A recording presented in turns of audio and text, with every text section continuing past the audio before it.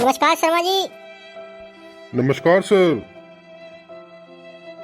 क्या बात है शर्मा जी, कुछ परेशान लग रहे हो? हाँ सर, कुछ बिजनेस ठीक नहीं चल रहा है, बस उसी को लेकर टेंशन में हूँ। क्या मैं आपकी कुछ मदद कर सकता हूँ शर्मा जी? हाँ सर, आपकी एक सलाह चाहिए थी। हाँ जी बताइए ना, मैं तो हमेशा आपकी सहायता के लिए तैयार रहता हूँ। बताइए बताइए।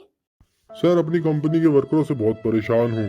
उन्हें कह कह कर थक चुका हूँ कि काम करो काम करो, लेकिन काम पर ध्यान ही नहीं देते हैं।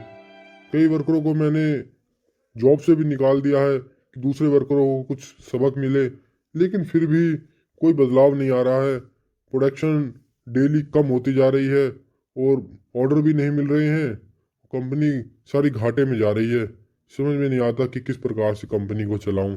वर्कर जो है काम करके राजी नहीं है। उनको हर प्रकार से समझा लिया, लेकिन उनकी समझ में कुछ नहीं आता। सर, अब आप ही कोई सलाह दीजिए कि मुझे अब क्या करना चाहिए कि मेरी कंपनी चल जाए। शर्मा जी, आपकी सबसे बड़ी प्रॉब्लम यह है कि आप अपनी कंपनी के वर्करों को मोटिवेट नहीं कर पा रहे हैं।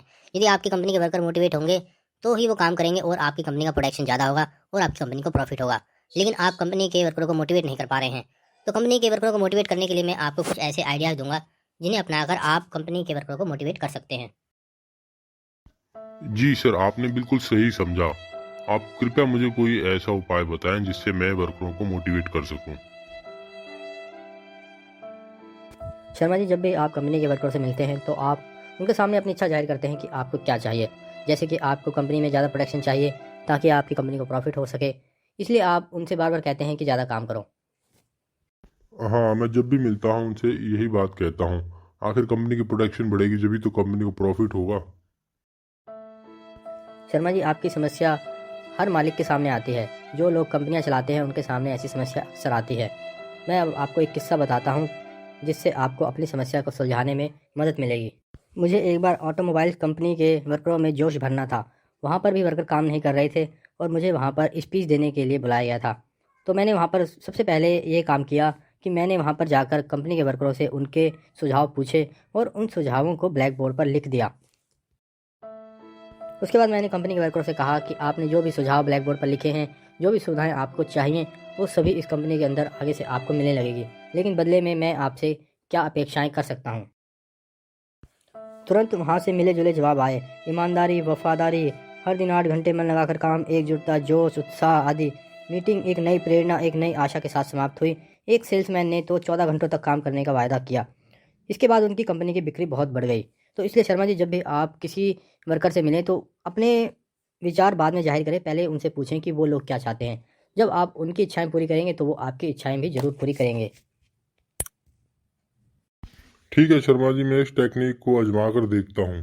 शर्मा जी, आपकी कंपनी में वर्करों को जो फैसिलिटीज़ चाहिए आप उन्हें दे दीजिए। मैं गारंटी देता हूँ कि आपको जो चाहिए वो वर्कर आपको दे देंगे। शर्मा जी, इस दुनिया का एक नियम है कि जब हम दूसरों की केयर करते हैं तो दूसरे भी हमारी केयर करते हैं। यदि हम चाहते हैं कि दूसरे हमारी बात की परवाह करें तो पहले हमें उनकी बात सुननी चाहिए और उनकी बात की परवाह करनी चाहिए। शर्मा जी, यदि इस टेक्निक को सभी लोग अपने जीवन में अपनाएं तो सबके लिए एक दूसरे के लिए काम करना बिल्कुल आसान हो जाएगा। लेकिन लोग इस बात को समझते नहीं हैं, अपनी इच्छा को जबरदस्ती दूसरों के ऊपर थोपना चाहते हैं और सामने वाला भी उनकी इच्छा सुनना नहीं चाहता। हर कोई चाहता है कि मैं स्वतंत्र रूप से जीऊं, अपनी लाइफ को अपने तरीके से जीऊं। हर कोई चाहता है कि मैं किसी की इच्छा का गुलाम ना बनूं।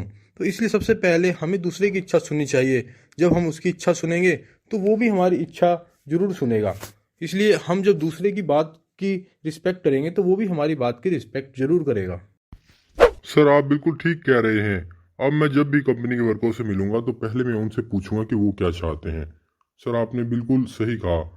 आपकी एडवाइस के लिए बहुत बहुत धन्यवाद।